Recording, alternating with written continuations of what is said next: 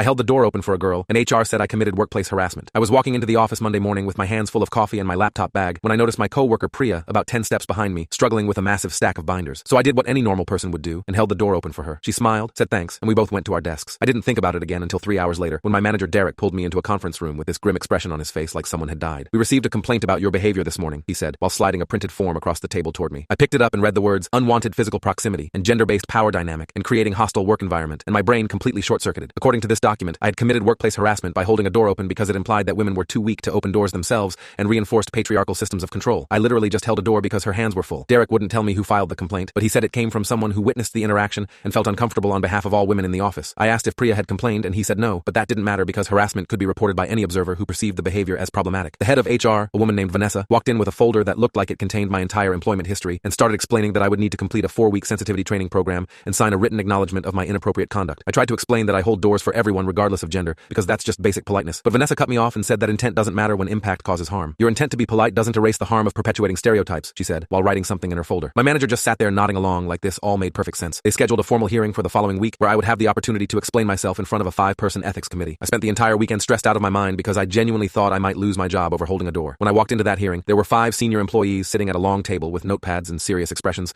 plus Vanessa with her folder and a woman I didn't recognize taking notes on a laptop. The committee chair started reading the complaint out loud, and that's when I finally heard the full accusation. Apparently holding the door also involved lingering eye contact and a patronizing smile and positioning my body in a way that forced the victim to acknowledge my presence. I wanted to scream that I was just being a decent human being, but every time I tried to speak, they told me I would have my chance to respond after all evidence was presented. The note-taker kept typing furiously like I was some kind of criminal mastermind. The committee chair asked if they could bring in the witness who filed the complaint, and I finally got to see who had started all of this. A guy named Bradley from accounting walked in and sat down with his arms crossed, looking incredibly proud of himself. He explained that he had been standing near the elevator and witnessed me hold the door in a way that was clearly designed to assert dominance, and that my smile was condescending, and that Priya had looked uncomfortable even though she thanked me. He said he felt obligated to report the incident because women shouldn't have to speak up for themselves when men could advocate on their behalf. I asked if anyone had actually talked to Priya about how she felt, and Vanessa said they hadn't wanted to re-traumatize her by making her relive the experience. The committee started nodding along with everything Bradley said, and I genuinely thought my career was over because some guy decided my politeness was actually oppression. That's when the door opened, and Priya walked in, holding a cup of coffee and looking completely confused about why she had been summoned to a random conference room. The committee chair explained that they were addressing an incident of harassment that occurred against her, and Priya's face went through about 15 different emotions in 3 seconds. "Are you talking about when he held the door because my hands were full?" she asked slowly, like she was speaking to children. Bradley jumped in and started explaining that she didn't have to minimize her trauma, and Priya held up her hand to stop him. "Bradley, I've reported you to HR 4 times for actually harassing me and nothing ever happened. But this guy holds a door and suddenly there's a whole committee?" The room went completely silent. Priya turned to Vanessa and asked why Bradley's complaints were dismissed, and Vanessa started stammering about different circumstances. "He follows me to my car every night, but holding a door is the problem." Priya pulled out her phone and showed the committee screenshots of messages Bradley had sent her. The committee chair's face went white as he scrolled through them. Bradley got escorted out by security that afternoon, and I never had to complete the sensitivity training.